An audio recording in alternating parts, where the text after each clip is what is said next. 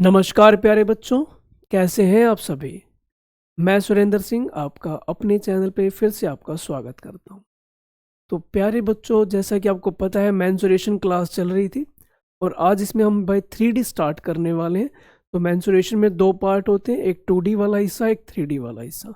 तो 2D वाला हिस्सा भाई हमने कंप्लीट कर लिया था, अब हम बात करेंगे 3D वाले। तो 3D में भाई काफ़ी सारे टॉपिक्स होते हैं जिसकी हम चर्चा 1 बाय 1 करेंगे।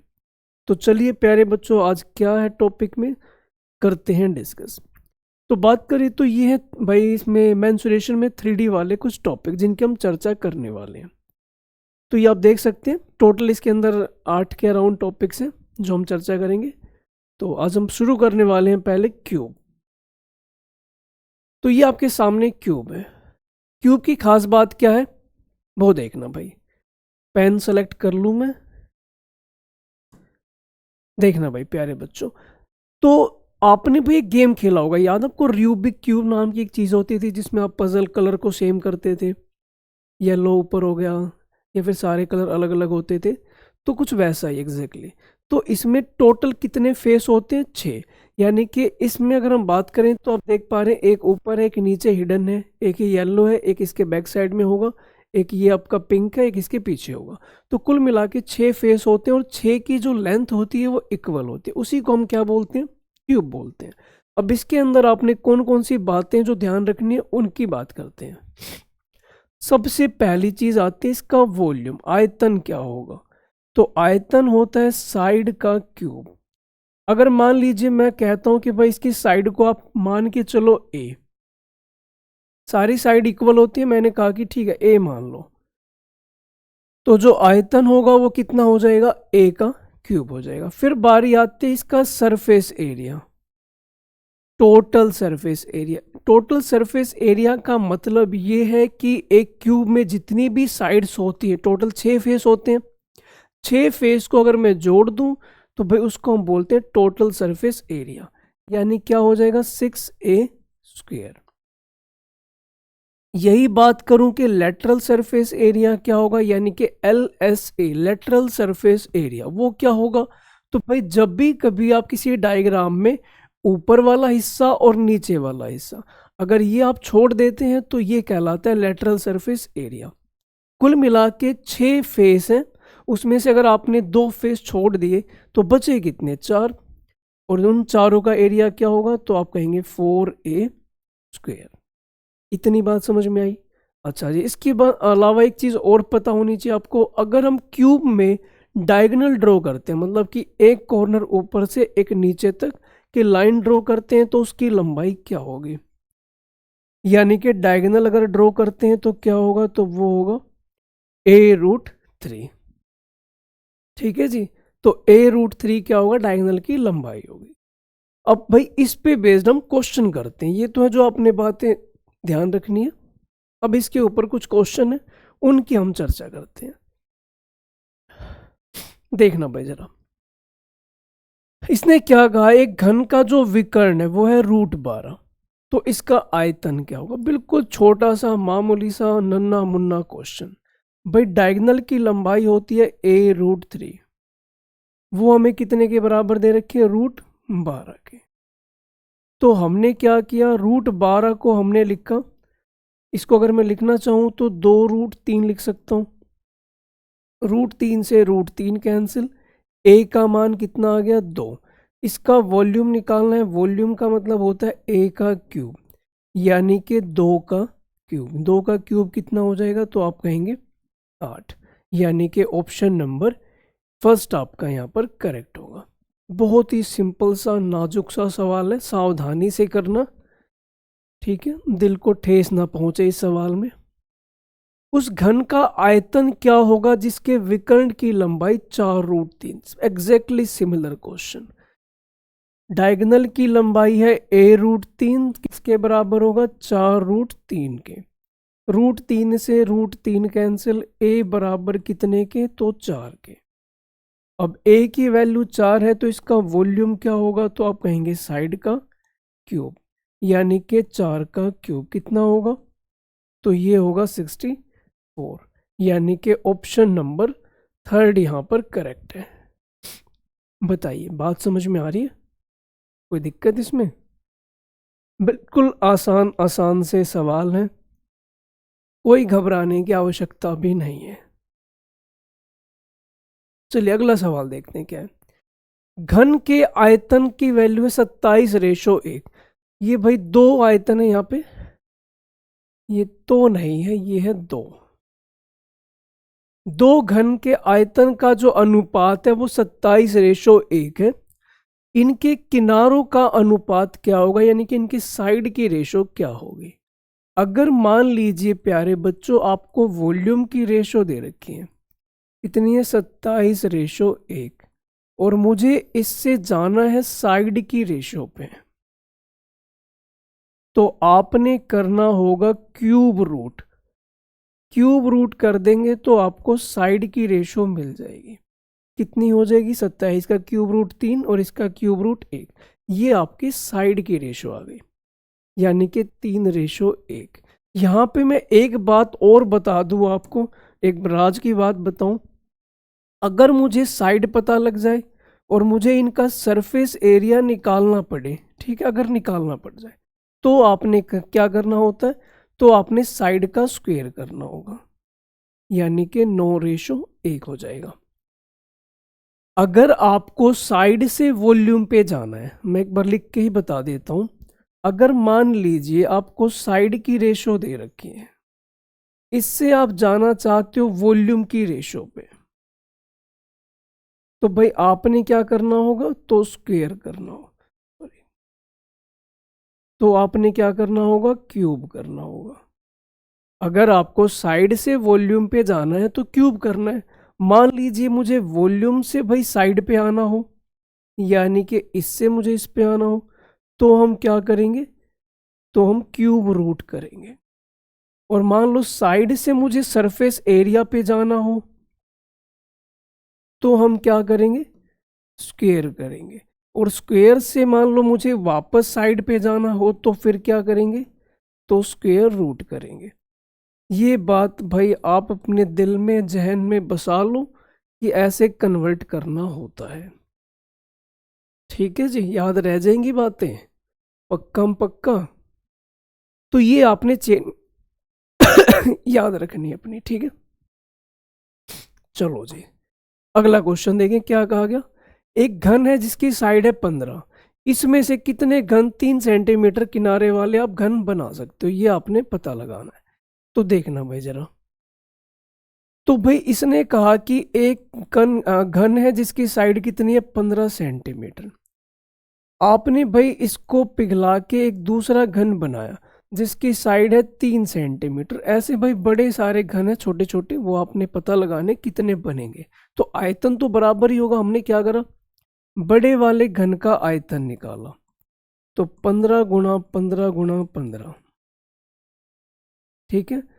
दूसरे वाले घन, छोटे वाले घन का आयतन निकाला, तो हमने देखा 3 × 3 × 3। अगर मैं बड़े वाले को छोटे वाले से भाग करूं तो नंबर ऑफ क्यूब्स निकल जाएंगे। बस खत्म है, आखिरी सांसें चल रही हैं सवाल की, और बड़े ही आराम से आप आंसर बता पाओगे और खुशी खुशी आप मार्क भी कर पाओगे। यानी कि आप देख पा रहे हैं क्या आंसर आ रहा है? 125, यानी कि थर्ड ऑप्शन इसका करेक्ट होगा। उम्मीद है बात समझ में आ गई होगी, पक्का प्यारे बच्चों। यदि दो घन का आयतन है 27 और 64, उनके कुल क्षेत्रफल का अनुपात। भाई क्षेत्रफल तो मैं तब बताऊंगा जब मुझे साइड पता होंगी। अब मुझे आयतन से जाना है किस पे? साइड पे। मुझे तो वॉल्यूम रेशो पता है कितनी है, तो 27 और 64। मुझे जाना है साइड रेशो पे, तो मुझे करना होगा इनका क्यूब रूट, यानी कि 3 और 4, क्यूब रूट यही होगा। अब मुझे इससे जाना है किस पे? सरफेस एरिया, तो मुझे करना होगा इनका स्क्वायर, यानी कि 9 और ये 16। खत्म। बताओ, कोई मुश्किल काम थोड़ी है ये, तो भाई कह रहा हूँ भगवान कृष्ण का आशीर्वाद है भाई जो आपको प्राप्त हुआ है, ठीक है। बड़े ही अच्छे कर्मों के बाद ये मिलता है। अगला सवाल देखें क्या कहा गया। यदि दो घन के विकर्ण का अनुपात है 4:3 और उनके घनों का क्षेत्रफल आपने पता लगाना। देखें भाई, आपको इस बार इन्होंने विकर्ण की रेशो दे दी। आपको याद है डायगोनल की रेशो d1 d2 का फॉर्मूला क्या होगा, a1√3 और a2√3। √3 से √3 कट गया। ये हम क्या देख रहे हैं कि डायगोनल की जो रेशो है साइड की रेशो वही है। ओके, ये तो बहुत अच्छी बात है कि जो डायगोनल की रेशो है वही साइड की रेशो भी होती है। ओके, तो ये जो आपकी डायगोनल रेशो है मैं इसी को कह सकता हूँ कि साइड रेशो भी है 4:3। और आपको क्षेत्रफल निकालना है, यानी कि अगर आप इससे जाना चाहते हैं सरफेस एरिया पे तो क्या करेंगे, आपने इनका स्क्वायर करना होगा, यानी कि 16:9। ऑप्शन नंबर बी आपका करेक्ट हो जाएगा। समझ में आ रही है बात? पक्का पक्का, कोई झूठ तो नहीं बोल रहा। बिल्कुल सिर पे हाथ रख के कसम खाओ कि हम झूठ नहीं बोलेंगे। और मेरी मत खाना नालायक बच्चे। यदि एक घन के प्रत्येक किनारे को 50% से बढ़ा दिया जाए तो कुल क्षेत्रफल में कितना बदलाव होगा, ये आपने पता लगाना। ठीक है, देखिए भाई जरा, वैसे सरफेस एरिया होता है कितना, 6a²। अच्छा, जब भी कभी सिर्फ क्षेत्रफल की बात करें या कुल क्षेत्रफल बोले तो हमेशा टोटल ही मानना है अपने। ठीक है, इस बात का ध्यान रखना। साइड में हमने बढ़ोतरी कर दी 50% की। हमें सरफेस एरिया में निकालना है। यहाँ पे कितनी बार है, 2 बार, यानी कि 2 बार बदलाव आ रहा है। तो 2 बार बदलाव के लिए मैंने हमेशा आपको एक ही तरीका बताया, ये वाला फॉर्मूला। ये फॉर्मूला आपने अप्लाई करना है और बस अपना जीवन सफल बना लेना है। ये हो गया 100 और ये हो गया 25, कुल मिला के कितना हो जाएगा, 125%, यानी कि ऑप्शन नंबर ए करेक्ट है। बताइए, आई बात समझ में? पक्का चल सकते हैं आगे? ठीक है। 3 घन किनारे हैं जिनके किनारे हैं 1 मीटर, 6 मीटर, 8 मीटर। इनको पिघलाकर एक नया घन बनाया गया तो उसका कुल क्षेत्रफल क्या होगा। भाई पहले तो ये पता आप लगाओ कि जो नया घन बनेगा उसकी साइड कितनी होगी, फिर मैं उसका एरिया भी निकालूंगा। 3 घन पिघलाए हैं तो भाई जो छोटे छोटे आपने 3 घन पिघलाए हैं, ये 3 घन का आयतन है किसी एक बड़े घन के आयतन के बराबर है। इसका वॉल्यूम होगा 1 का क्यूब, इसका होगा 6 का क्यूब प्लस 8 का क्यूब, और इस वाले को मैं प्यार से ए नाम दे देता हूँ। जोड़ूं तो 1, ये 216, ये 512। अगर इनको जोड़ देता हूं तो कितना आ रहा है, 729।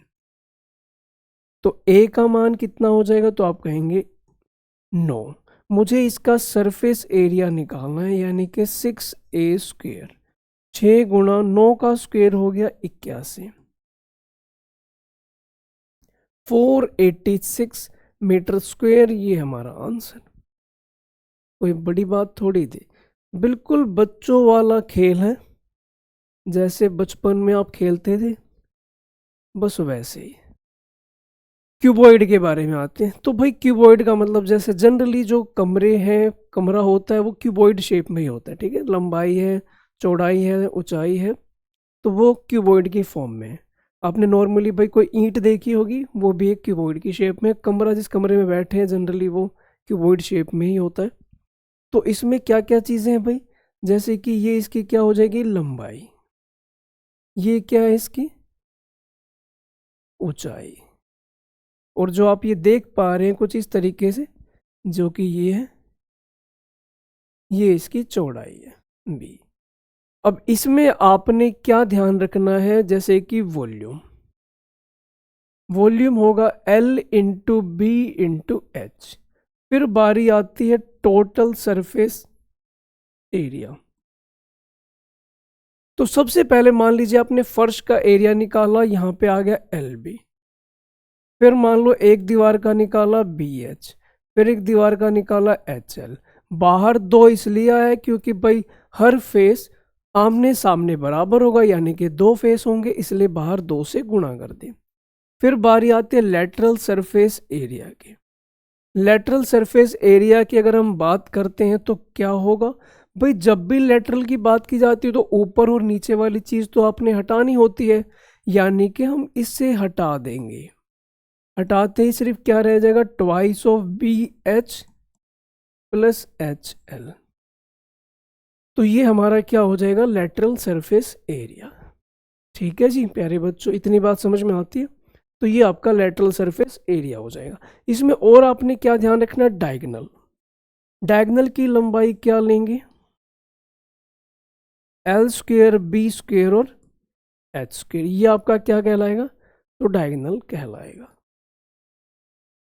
चलो जी आगे बढ़ते हैं, क्वेश्चन देखते हैं इस पे बेस्ड क्वेश्चन कैसे आएंगे।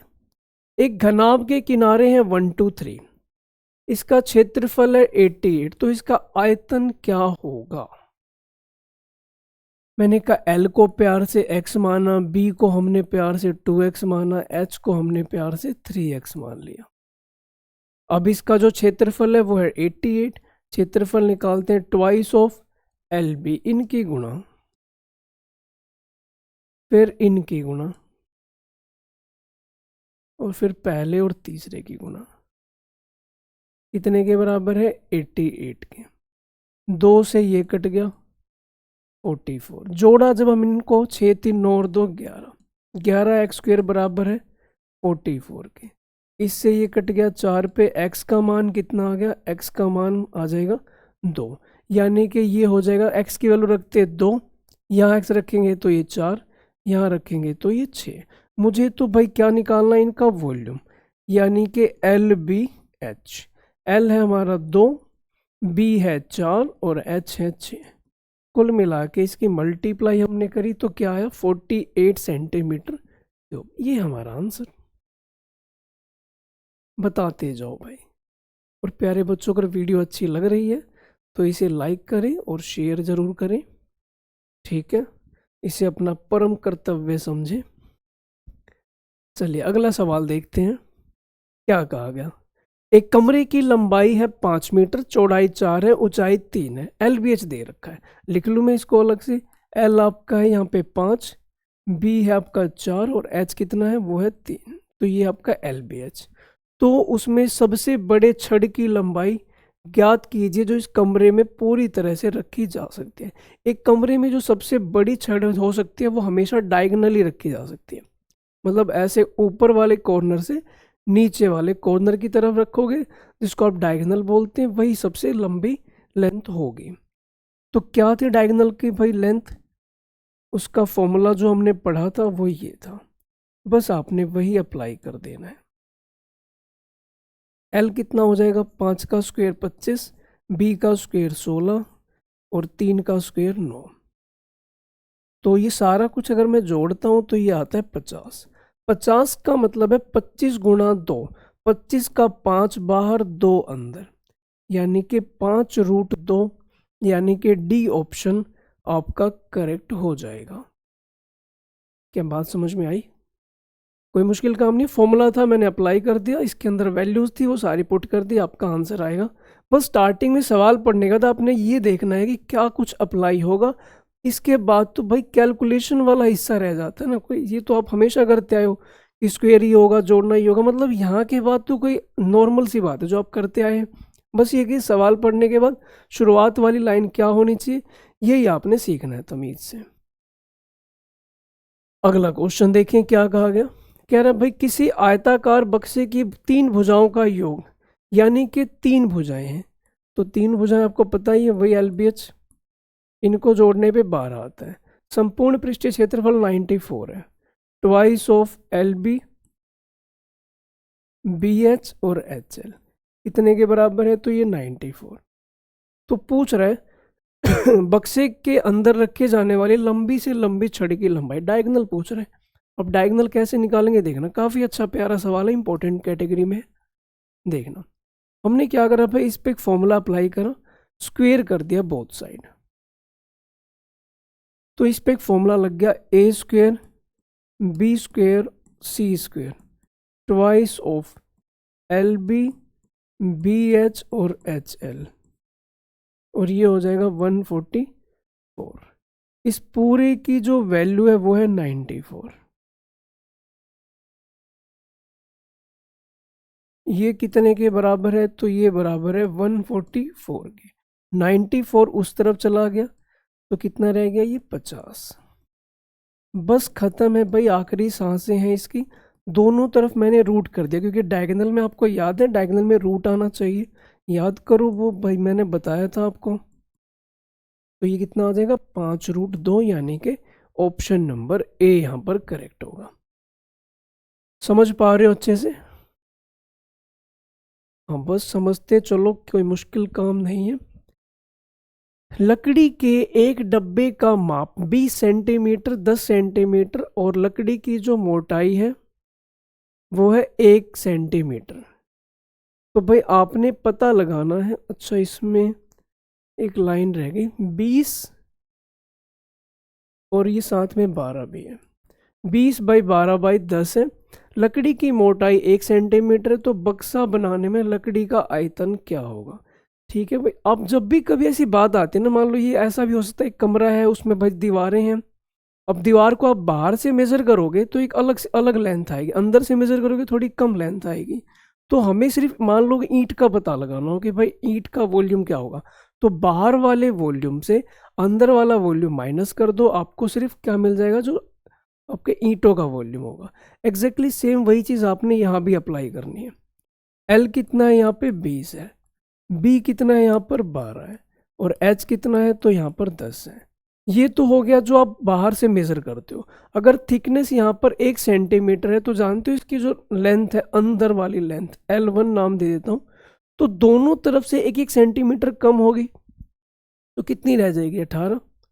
B1 कितना हो जाएगा? तो वो हो जाएगा 10। और H1 कितना हो जाएगा? तो वो हो जाएगा 8। अब ये बाहर वाला वॉल्यूम है, इसका वॉल्यूम क्या होगा? तो इसकी गुना, यानी कि इनकी अगर मैं गुणा करता हूँ तो 12 × 2 यानी कि 2400।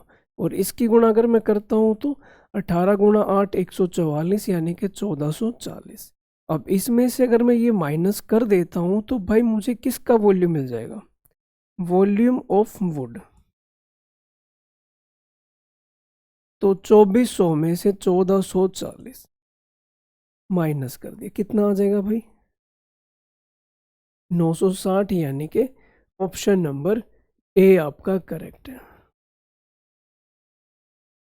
ठीक है भाई।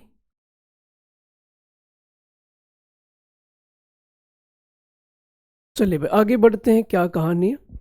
काफी इंपॉर्टेंट सवाल है, बहुत ही प्यारा सवाल है। किसी घनाभ के 3 सम्मुख पृष्ठीय क्षेत्रफल एक्स वाई जेड, जैसे एक कमरे में मान लीजिए 6 वैसे दीवार होते हैं, 3 दीवार अटैच होती हैं हमेशा, कोई भी 3 फेस हमेशा एक दूसरे से जुड़े होते हैं, जो बिल्कुल लगातार है। तो आप कमरे में जहाँ भी बैठे हैं वहाँ पे आप देख सकते हैं कोई भी 3 दीवार एक से अटैच होती हैं, जो तीनों अलग अलग होंगी।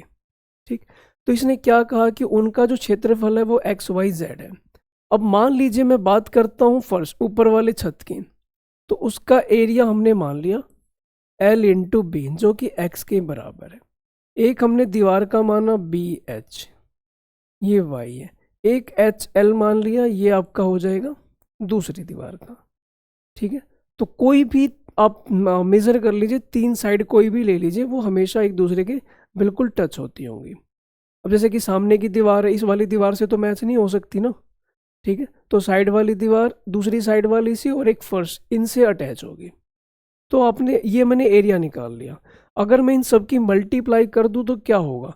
लेफ्ट साइड में देखें तो इन सब की जब मैं गुणा करूंगा तो आप देख पा रहे हैं क्या आएगा? LBH, और इस पे क्या लगेगा? स्क्वायर। राइट साइड में क्या आएगा? XYZ। ठीक है। ये जो LBH आपको दिखाई दे रहा है, इसी को तो हम प्यार से वॉल्यूम बोलते हैं। हम बोलो यही तो है वॉल्यूम, जिसको इसने कहा है कि V नाम दिया गया है। V² बराबर कितने के आ गया? XYZ। इसने यही पूछा था कि बताओ जरा इनमें क्या रिलेशन होगा। तो इनमें जो मैं रिलेशन देख पा रहा हूँ वो ऑप्शन नंबर ए में दिया गया है। ये रिलेशन इनके बीच में है। आगे बात समझ में? अच्छा लग रहा है इस चैप्टर करके? बोलो हाँ।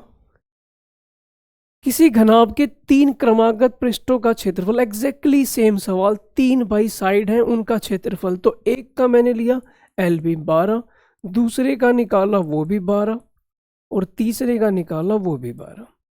ठीक है, अगर मैं इनका आयतन निकालूं, मल्टीप्लाई कर दूं, तो लेफ्ट साइड में क्या आ जाएगा, एल बी एच का स्क्वायर, और राइट साइड में आ जाएगा 12 गुणा 12 और गुणा 12। स्क्वायर को अगर मैं दूसरी तरफ भेज दूं तो क्या होगा, 1 12 तो इसमें से बाहर आ जाएगा, लेकिन 1 12 तो अंदर रहेगा। लेकिन मैं इसको भी थोड़ा सा कोशिश करूंगा कि बाहर आए।